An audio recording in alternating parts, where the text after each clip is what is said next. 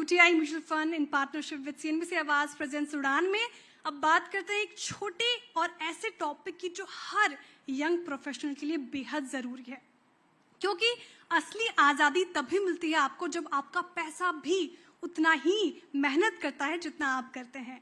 और हमें ये समझाने के लिए कैसी छोटी छोटी इन्वेस्टमेंट हैबिट्स आपकी जिंदगी पर असर डालेगी और वेल्थ बना सकती है, कृपया जोरदार तालियों के साथ स्वागत कीजिए Upendra Prasad, regional head UTI mutual fund का। बहुत जोरदार तालियों के साथ सर प्लीज।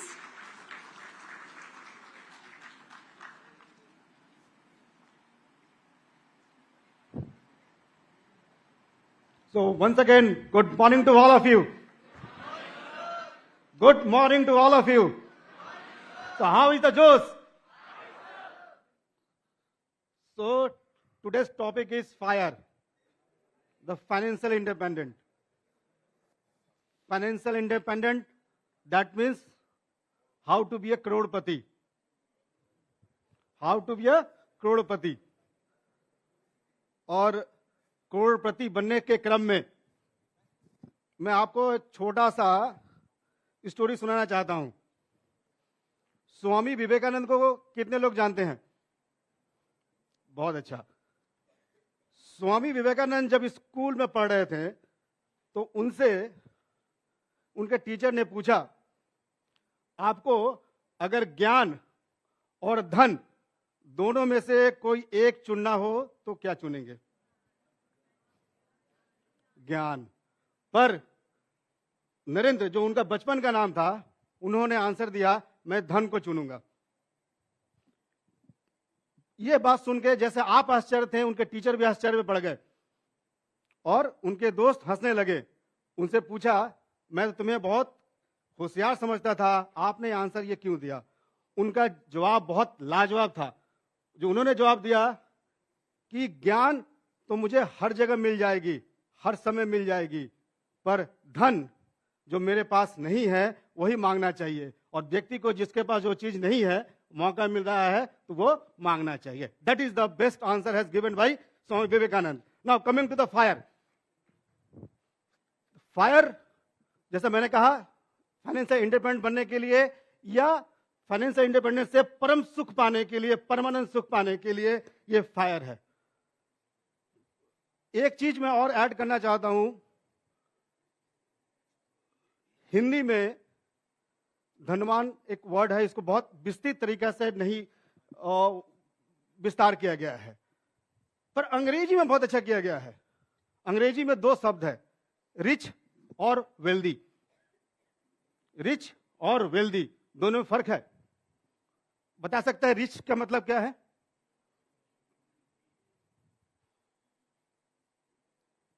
और वेल्दी का मतलब क्या है? अब दोनों जगह आपने संपत्ति कहा। रिच वो है जो पैसा कमाता है, रिच वो है जो पैसा कमाता है, और वेल्दी वो है जो पैसे से पैसा बनाता है। That is the difference between rich and wealthy and it is best described in English. Now coming to the point, आप लोग सभी एमबीए में हैं और जैसा मालूम चला कि आप लोग पहले सेमेस्टर्स में हैं, और इसका उद्देश्य क्या है? इसका उद्देश्य भी आप सफल होके पैसा कमाना, चाहे वो पैशन के रूप में हो, चाहे वो प्रोफेशन के रूप में हो, चाहे वो बिजनेस के रूप में हो। उद्देश्य यह है धनोपार्जन करना, पैसा कमाना, चाहे वो आप एम्प्लॉयमेंट के बेस में हो। पैशन, चाहे वो आप एक फोटोग्राफर के रूप में बड़ा नाम कमा सकते हैं, वहां पैसा कमा सकते हैं। आप स्पोर्ट्स में जो आप देख रहे हैं, हमारे सामने कई सेलिब्रिटी हैं जो स्पोर्ट्स के क्षेत्र में पैसा कमा रहे हैं। चाहे वो म्यूजिक के क्षेत्र में है, यहां आपको बड़े नाम मिलेंगे।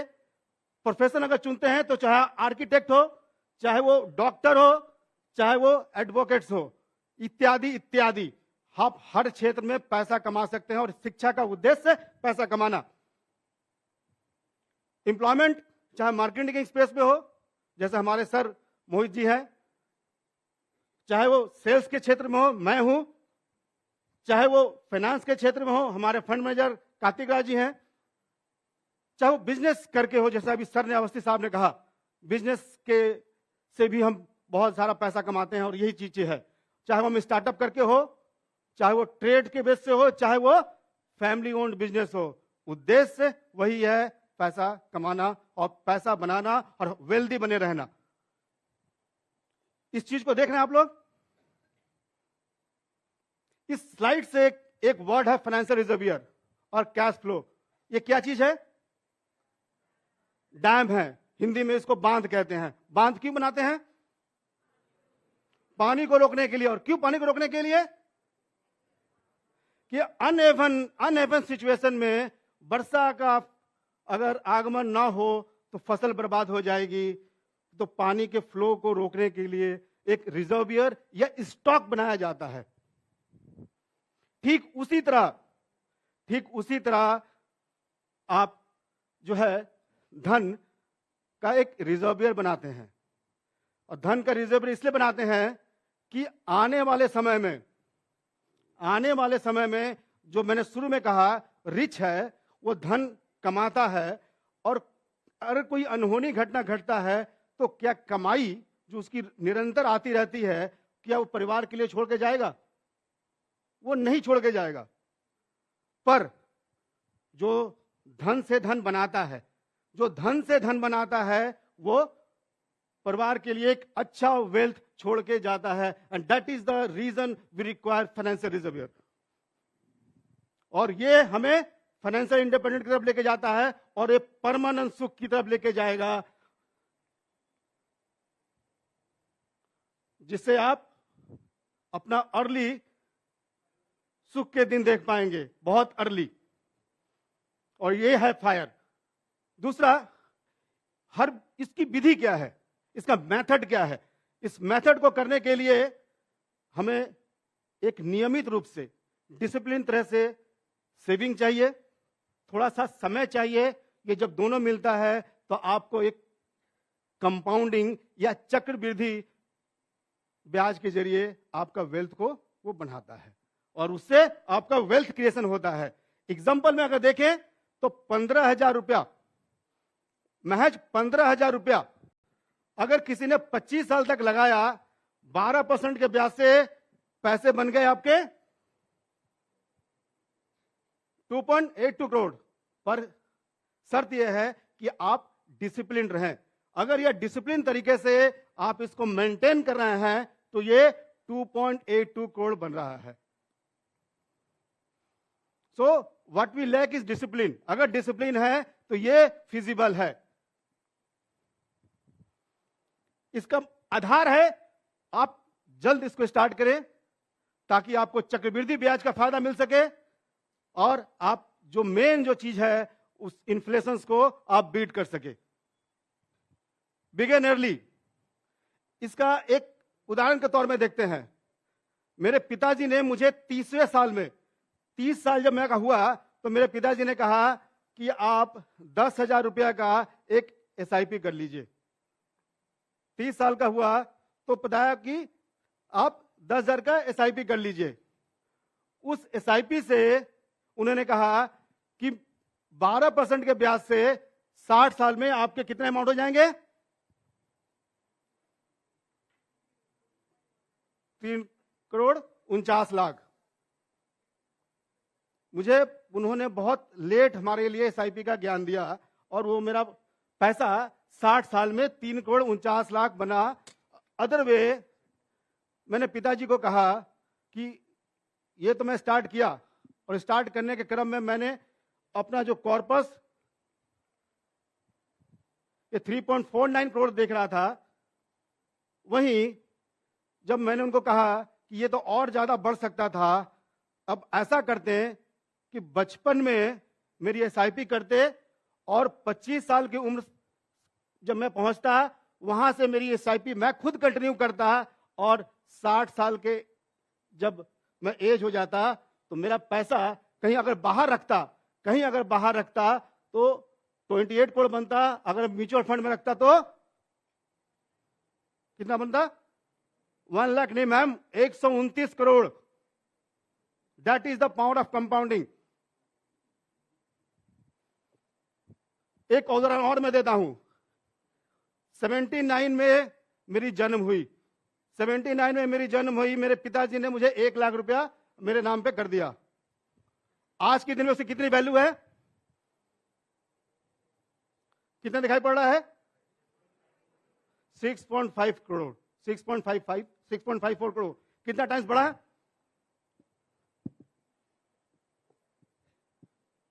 और ये बना एक स्टेट में नहीं बना, बहुत ही जिगजैग में बना। आप सभी लोग, मैं मानता हूं कि 2000 के बाद का जन्म है आपका। उस 2000 के बावजूद भी मार्केट का रेखा देखिए ऊपर की तरफ है, और हम लोग बहुत ही अमृत काल में हैं। जैसे सर अभी बता के गए हैं, हम लोग बहुत ही अमृत काल में हैं और हमारा भविष्य बहुत ही उज्जवल है। इसमें एक बाधा है, इसमें एक बहुत बड़ी बाधा है, कॉस्ट ऑफ डिले का। हम छोड़ देते हैं, हम कल करेंगे। इसका एक उदाहरण देखते हैं। अगर आपका जीवन का 1.5 करोड़ का गोल है, 1.5 करोड़ का गोल है, उस 1.5 करोड़ पाने के क्रम में 60 साल में अपने आप को टाइम दिया और 12% के ब्याज से कोई अगर 25 साल का है, कोई अगर 25 साल का है, तो उसको 1.5 करोड़ बनाने के लिए महज 2309 करोड़ रुपया चाहिए। उसको 1.5 करोड़ बनाने के लिए 2309 रुपया पर मंथ चाहिए। पर वैसे ही अगर 5 साल उसने डिले किया कि ठीक है मैं 5 साल के बाद करूंगा, तो ये अमाउंट 4249 हो गया। अगर और किसी ने 5 साल डिले कर दिया तो ये 7904 रुपया पर मंथ उसको देना पड़ेगा, उसको 1.5 करोड़ बनाने के लिए। तो हम क्या पा रहे हैं इस स्लाइड से? इस स्लाइड से यही पा रहे हैं कि हर 5 साल का डिले हमारा जो गोल है 1.5 करोड़ बनाने का, उससे हमको वो दूर कर देता है। ऑलमोस्ट डबल हर 5 साल के डिले से। जो हम चीज 2309 से पर मंथ करने से हम 1.5 करोड़ बना सकते थे, वो हम अगर 45 साल में अगर बना रहे हैं तो हमको वो 30,000 तकरीबन पर मंथ हमें करना पड़ेगा। इसका एक और उदाहरण देखते हैं।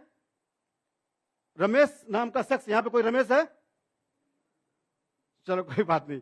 रमेश ने 25 साल की उम्र से 15,000 रुपया पर मंथ की एसआईपी की।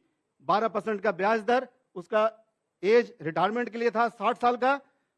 उसने महज उस 35 साल में 63 लाख देके कितना बनाया? 9.6 करोड़। 9.6 करोड़। पर सुरेश है कोई यहां पे? सुरेश ने डिले कर दिया। सुरेश ने डिले किया 20 साल का, और उसका पैसा कितना बना? 74 लाख। सेम अमाउंट, सेम ब्याज।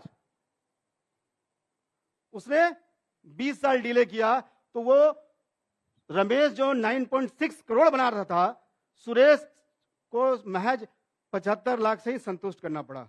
अब सुरेश को एक और तकलीफ समझ में आई कि भाई क्यों ना हमने अमाउंट को हम बढ़ा दिया जाए। तो उसने 45 साल की उम्र में 20 साल लेट करने के बाद, रमेश से 20 साल लेट करने के बाद उसने अमाउंट को 35,000 कर दिया।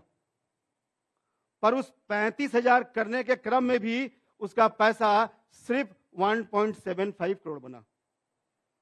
That is the cost of delay. वो हमें गोल से काफी दूर पीछे कर दिया।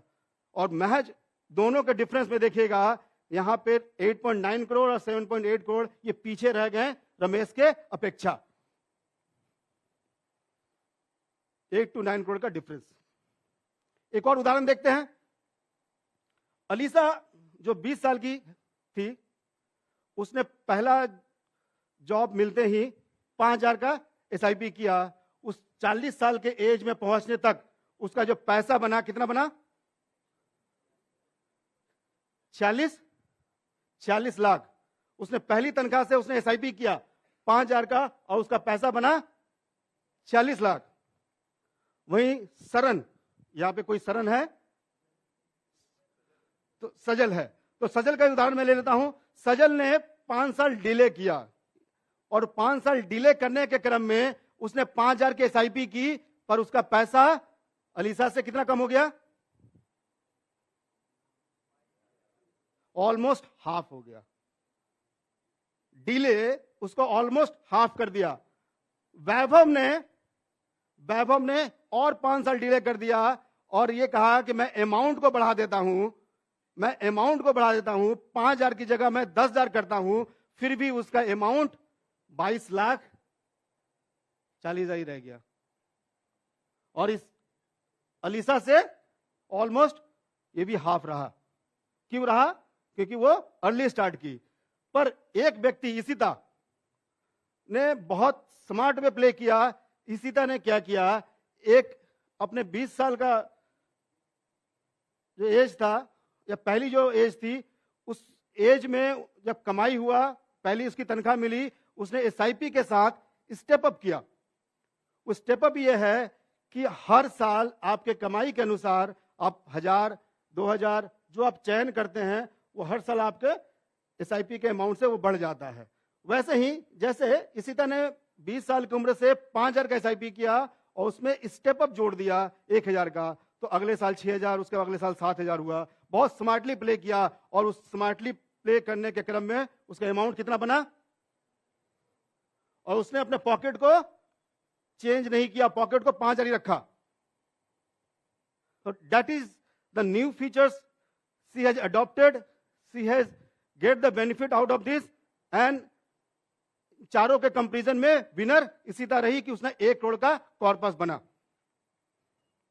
अब ये चलते हैं पावर ऑफ कंपाउंडिंग, ये बनता क्यों है। ये अल्बर्ट आइंस्टाइन का कहना है कि दुनिया की 8वीं अजूबा है। एक अजूबा आपके यूपी में है, 8वां अजूबा है। और उनका कहना है जो इसको समझ गया वो पा गया, जो समझा नहीं समझा वो खो दिया। एक गेम खेलते हैं हम लोग लास्ट। अगर मैं आपको 1 रुपया डेली दूं और नेक्स्ट डे उसको डबल कर दूं, आज 1, कल 2, परसों 4, उसके बाद 8, 16 बढ़ाते जाऊं, तो अंदाज लगाएंगे कि वो 30वें दिन में कितना बनेगा। कोई एक अंदाज लगाएं।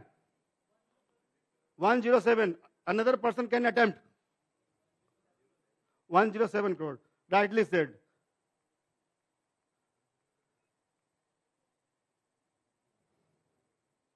क्योंकि 30वां दिन में आपका 53.7 और 31वां दिन में 107.4 crores.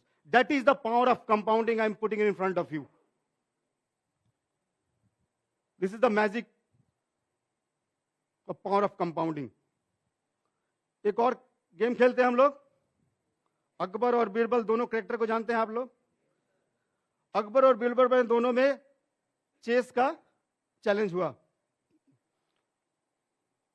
चेस खेलने के क्रम में एज यूजुअल अकबर हार गए।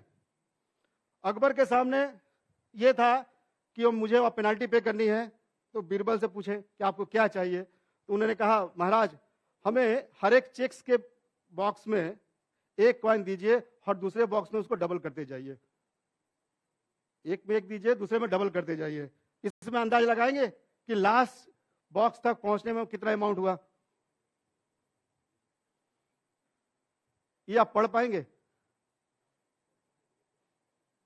ये कितना लिखा हुआ है? You are in MBA, so you have to attempt on this number.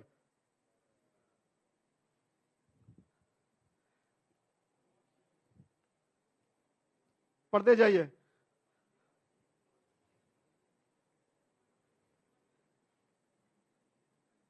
$1,84,467 trillion. और 1 ट्रिलियन का अर्थ क्या होता है? 1 lakh crore. That is the power of compounding. इस सारे विधि में जो हम लोगों ने अभी बात कही, सारे विधि में जो पैसा बनता है, वो पैसा बनने का क्रम जो है वो आपका टाइम डिसाइड करता है। आपका टाइम डिसाइड करता है, आप कितने दिन आप बने हुए हैं, उससे वो आपको डिसाइड करता है कि आप उतना बड़ा वेल्थ बना पाएंगे।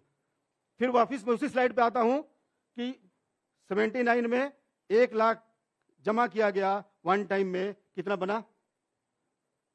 और बाजार आपका जिग जैग में गया, उसके बावजूद भी पैसा आपका 6.54 करोड़ बना। उसमें सबसे बड़ी बाधा क्या है? इन्फ्लेशन। इन्फ्लेशन जो है वो सारे चीजों को तोड़ देती है। उसमें अगर ये देखते हैं तो इन्फ्लेशन को अगर हम ध्यान रखते हैं तो सिक्कों को कोई सबसे जानता है? किसी ने यूज किया है? ये हमारे जमाने की सिक्के हैं और इस जमाने में इनका क्रय शक्ति कम है, जस्ट बिकॉज ऑफ इन्फ्लेशन, उनका क्रय शक्ति कम होना। आज के दिन में अगर मैं महंगाई को देखता हूं तो इस आंकड़े के साथ जो ब्रेड 10 रुपए में मिलता था 2000 में, वो 2030 का आंकड़ा कितना है? 51 रुपया। जो दूध का जो कीमत 2000 में 25 रुपया था, 2030 में कितना हो जाएगा? 100। और पेट्रोल जो बाइक भराने के लिए आप लेते हैं, 2000 में लेते थे 28 रुपया में, अब उस 2030 में कितना होगा? और आपकी शिक्षा जो 2000 में 3 लाख में होती थी, 2030 में ये 47 लाख हो जाएगा। तो दैट इज द इन्फ्लेशन। इसको हम लोग एक लाइफ स्टाइल इन्फ्लेशन से भी कंपेयर करते हैं। उसको देखते हैं क्या चीज है ये लाइफ स्टाइल इन्फ्लेशन। जो होड़ है, ये पहले की जो जरूरत थी, जो पहले की जरूरत थी, ये आज ये नेसेसिटी बन गई है। जो पहले की जरूरत थी आज ये नेसेसिटी बन गई है। हमको अगर सुई की जरूरत है तो सिलाई मशीन हम खरीद नहीं सकते, सुई का काम सुई से ही कर ले तो हमारा सेविंग हो जाएगा। इस मोबाइल फोन ये आपका एप्पल फोन 2007 में लॉन्च हुआ। 2007 में लॉन्च होने पे इसका कीमत कितना था? इसका कीमत इंडियन करेंसी में 25,000 और आपका डॉलर में 499। आज का अगर उसको मैं बेचने जाऊं तो कितना कीमत है? महज 500 रुपया। महज 500 रुपया। पर मैं उसके मोबाइल फोन की जगह पे अगर मैं शेयर्स में लगा देता उसका, तो हमारा जो 25,000 का कीमत कितना होता?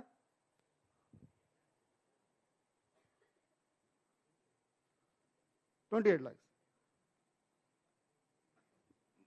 मैंने 2003 में ऑल्टो लिया था। मैंने 2003 में ऑल्टो लिया। आज उस ऑल्टो को मैं बेचने जा रहा हूं, कोई खरीदार नहीं मिल रहा है। और उस कबाड़ी वाले ने कितना रेट लगाया है? 15,000। पर मैं मारुति सुजुकी को उसके शेयर्स में मैं वो 3 लाख रुपया लगा देता, तो हमारा आज का वैल्यू कितना होता? कितना होता? 3 पॉइंट। तो मैं 103 गुना बढ़ जाता, 103 गुना बढ़ जाता। और मैं क्या ले लेता? That is the power of compounding. That is the, जो मैंने शुरू में बात कहा कि आपको रिच से वेल्दी बनना है, और उस वेल्दी बनने का ये जो तरीका मैंने बताया, उस तरीके के जरिए जाइए ताकि आप फाइनेंशियल इंडिपेंडेंट हो सके। आप स्टार्ट जल्दी कीजिए ताकि आपको चक्रवृद्धि ब्याज का फायदा हो सके, और लाइफ स्टाइल इन्फ्लेशन को ध्यान रखे। जितनी जरूरत हो उसके हिसाब से रखे।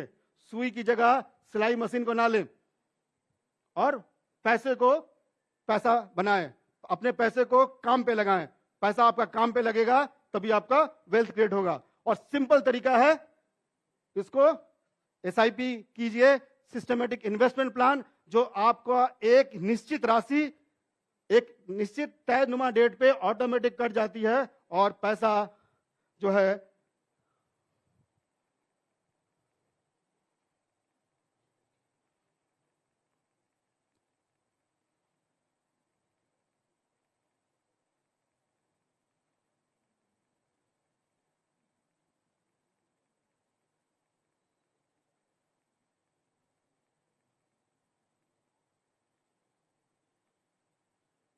पैसा आपका 129 करोड़ बन सकता है। So that's all from my side. Thank you. Thank you CNBC आवाज for giving me this opportunity and thanks to my esteemed organizations जो ये मौका मिला आप लोग के सामने बात करने का. Thanks.